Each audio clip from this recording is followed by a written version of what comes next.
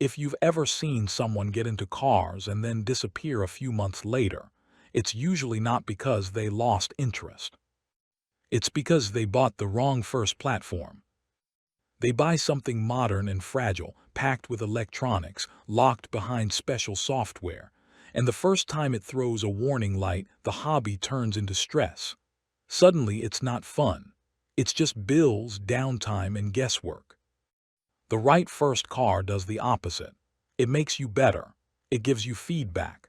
It's simple enough to understand but serious enough to teach you real fundamentals. And it has a community so big you're never truly stuck. There's one BMW platform that checks every box. A car that's responsible for turning thousands of beginners into lifelong BMW people. The E46 3 Series.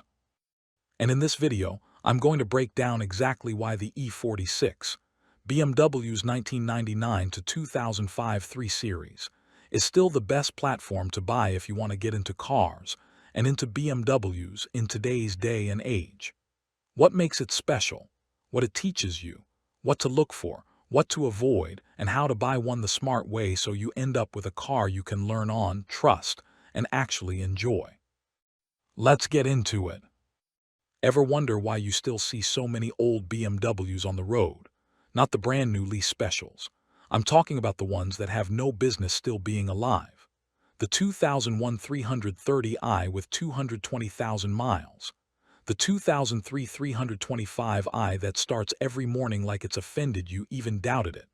The paint might be tired, the headliner might be sagging, but the car is still doing car things every single day. That's not luck. That's the E46. And here's the truth that most people won't tell you.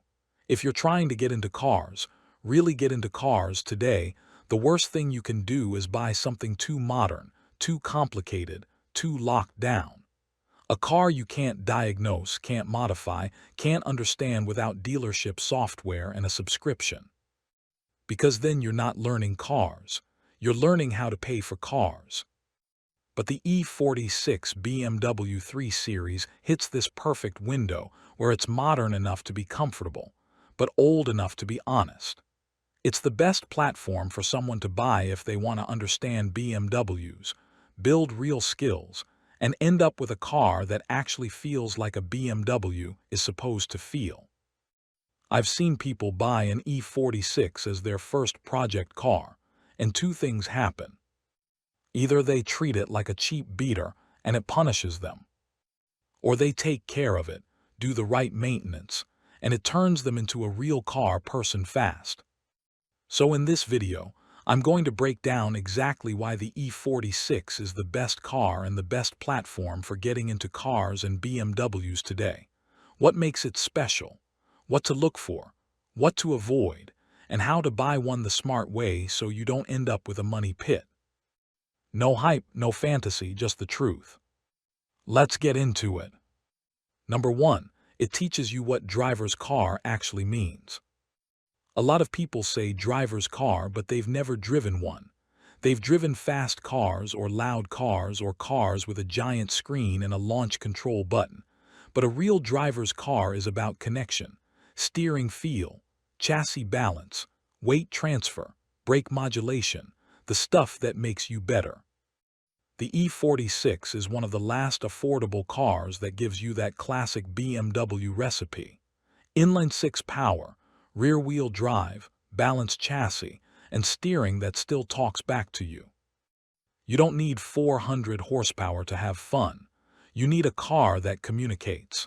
The E46 does that. It feels alive at normal speeds, which is important because most people aren't tracking their car every weekend.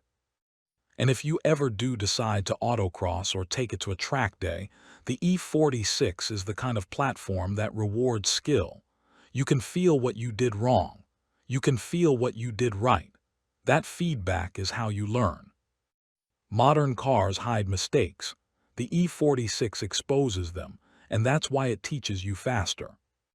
Number 2, it's the perfect mechanic-friendly BMW. Let's be real. BMW has a reputation and some of it is deserved, but here's the difference. Newer BMWs aren't necessarily worse engineered. They're just harder to own without tools, software, and deep pockets. You get electronic this, modules that, programming, coding, subscription diagnostics, sealed components, and you end up stuck. The E46 is from the era where you can still do a lot with basic tools and patience. You can actually access things. You can actually replace things. You can actually learn.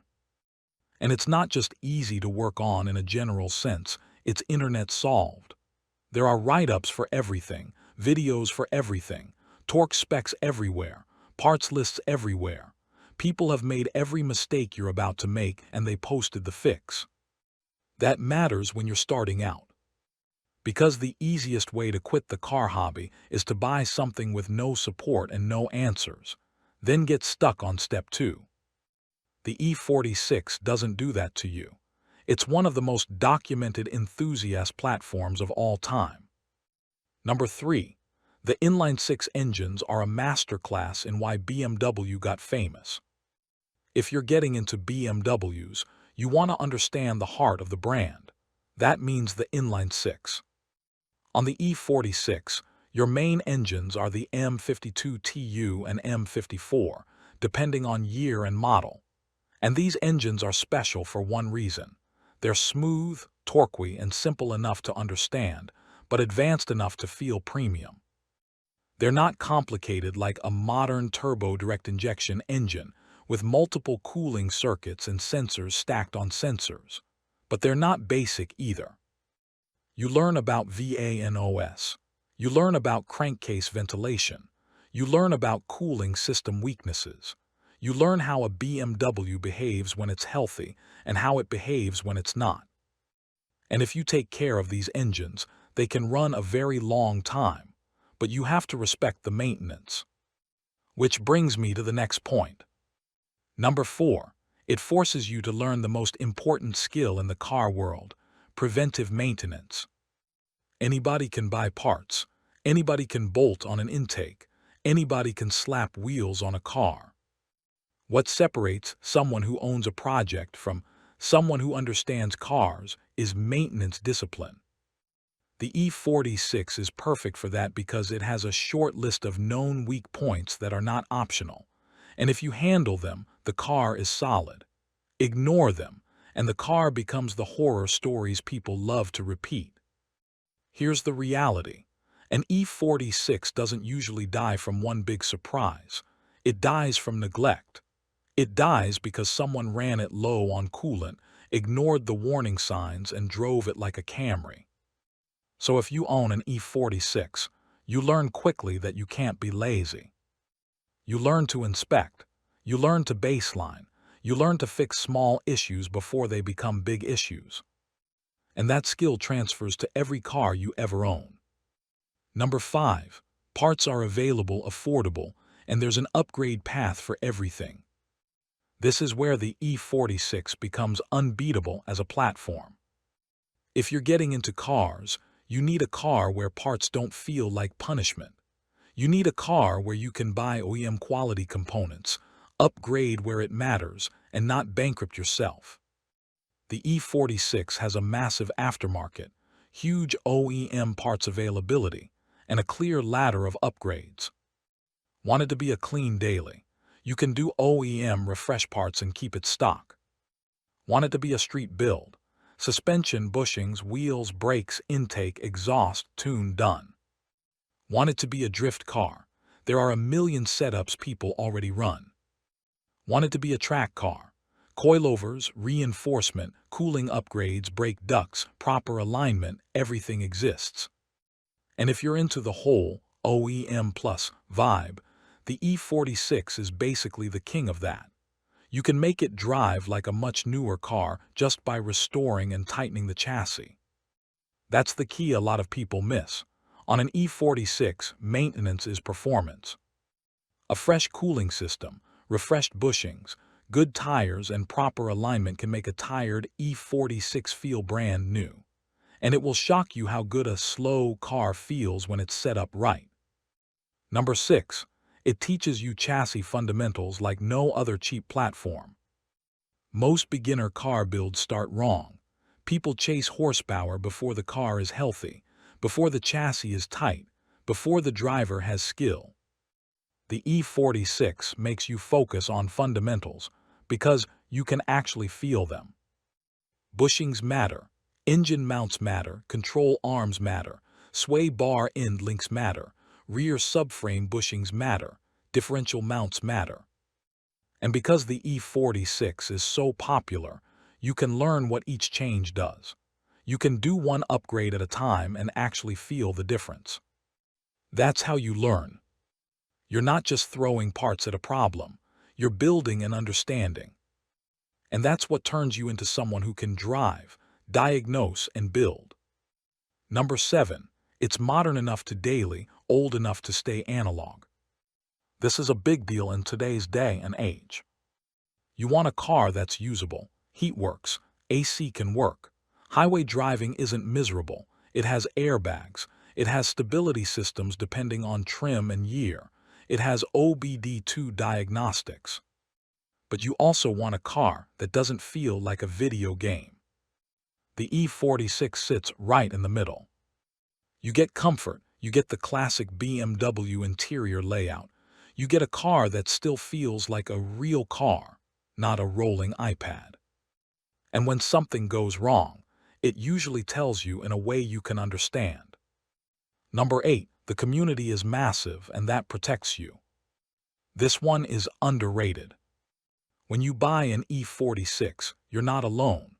There are forums, groups, YouTube channels, DIY guides, and entire businesses built around supporting this chassis. That means you can find used parts. You can find DIY solutions. You can find exact symptoms that match yours. You can find someone who already fixed it and posted the steps. And when you're starting out, that community support is the difference between progress and quitting. Because you will get stuck, everyone does. The question is whether your platform gives you a way out.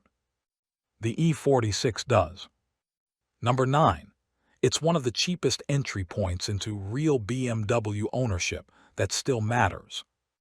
A lot of people get into BMWs through the wrong door.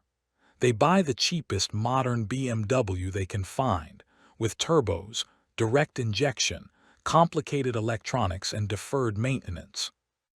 Then the car breaks, they get scared, and they walk away thinking BMWs are trash. No, they just bought the wrong BMW for their experience level. The E46 is the right door.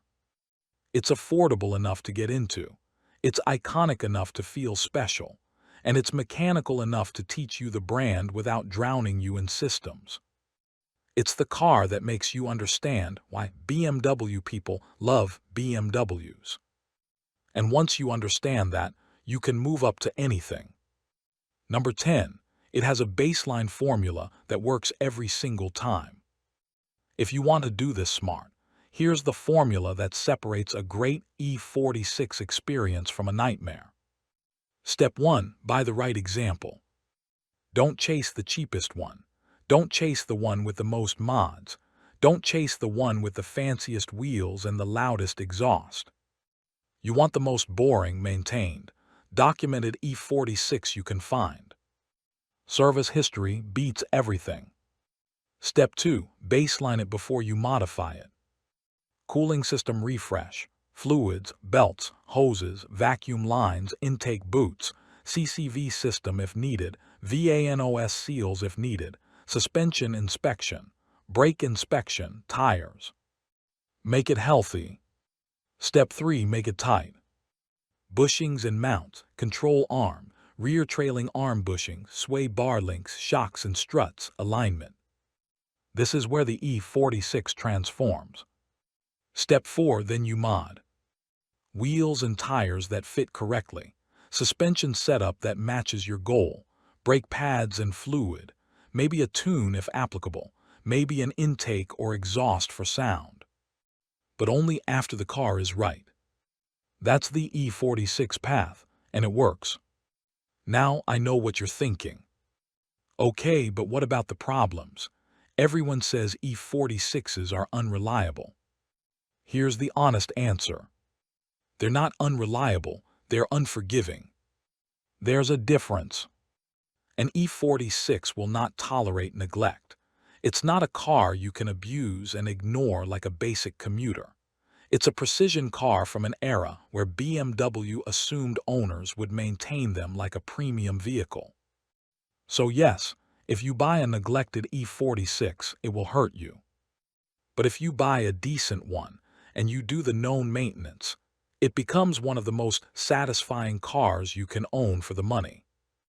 And that's why it's the best platform. Because it doesn't just give you a car. It gives you skills. It gives you confidence. It gives you the ability to understand, diagnose, and build, not just consume. And in today's day and age, where so many cars are turning into sealed appliances, a platform like the E46 is rare. It's the bridge between old-school mechanical and modern usability. It's the car that teaches you what a BMW is supposed to be. And if you stick with it, it can carry you from, I want to get into cars, to, I actually know what I'm doing. So here's the bottom line. The E46 isn't the best because it's perfect. It's the best because it's honest. It rewards good maintenance, it exposes bad habits, and it teaches you fundamentals that carry over to every car you touch after it. In a world where cars are getting more locked down, more computerized, and harder to work on, the E46 is still a platform you can understand with your hands, your ears, and a basic set of tools. Buy a clean one, baseline it, keep up with the known weak points, and you won't just end up with a BMW, you'll end up with experience. And that's the real value. If you want, the next video can be the buying guide that saves people from the usual mistakes. Which model to choose, 325i versus 330i. Which years are the best, what mileage is too risky. What maintenance receipts matter, the red flags in listings, and the first 5 things you should replace the week you bring it home. Because the difference between a legendary E46 and a nightmare E46 isn't luck. It's how you buy it and how you take care of it. Generate me 10 images that relates to the text throughout the text.